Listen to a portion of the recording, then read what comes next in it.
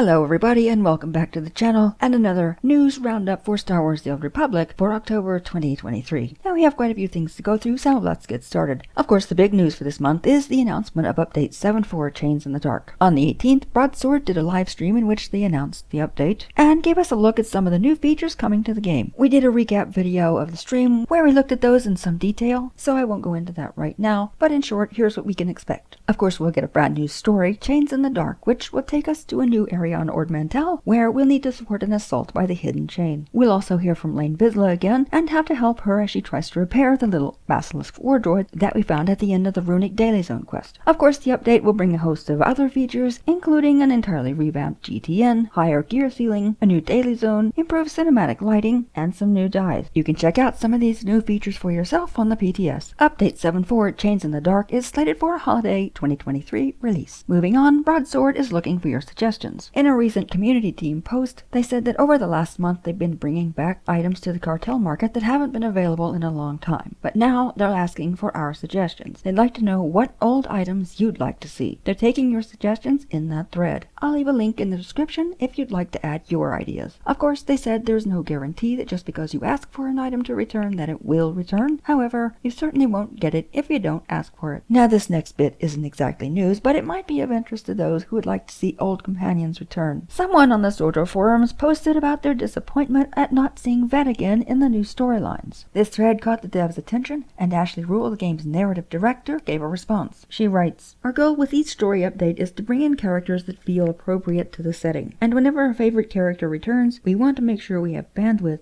to give them a personal moment for growth and relationship development. Above all else, I never want to include a character that feels shoehorned in, or whose interactions feel shallow because we didn't have capacity to give them more. It's very important to us to make these companions' interactions memorable." She goes on to say that it's true, Vet in particular hasn't been present in the story for a while, but that doesn't mean she won't be part of our future plans. So while this certainly wasn't a promise that Vet or any other companion will return to the story, it's good to know that the writers are willing to bring them back if they find a good opportunity, and that they want to bring those characters back in a meaningful way. So that's some encouraging news for fans of the old companions, I think. Next up, we have an article by Rock Paper Shotgun entitled, "If Anthem is the anti-BioWare game, then James Olin is correcting the balance." It's an interview with former BioWare developer and original creative director for SWTOR, James Olin. While the article mostly deals with Olin's career, he does briefly touch on the Old Republic's development. With regards to the game's huge amount of content at launch, he said, "If I was to go back in time and give my 2006 self some advice, it would be, don't try to make the game so long that you can fill up to 200 hours. Instead, keep it shorter." He believes that with less ground to cover, the team could have committed their resources to flashpoints, which he describes as story-heavy missions which forefronted the difficult decision-making and tight encounter design that had elevated previous BioWare games. He says everyone wanted Knights of the Old Republic online, and it felt more like World of Warcraft, with Star Wars spray-painted on it and some BioWare juice thrown in. My first thought was to disagree with this, as I think flashpoints are a terrible way to deliver story. But then I started thinking that maybe he was talking about flashpoints like the SLS and Black Talon, and not the kind of flashpoints that came later. If so, then maybe that wouldn't have been such a bad idea, because those flashpoints really are story-focused, with a lot of interesting choices. And if there'd been more of those, maybe I wouldn't feel the way I do about flashpoints. Of course, as anyone who's been around this channel very long knows, we love the class stories here, and it would have been a real bummer not to have them.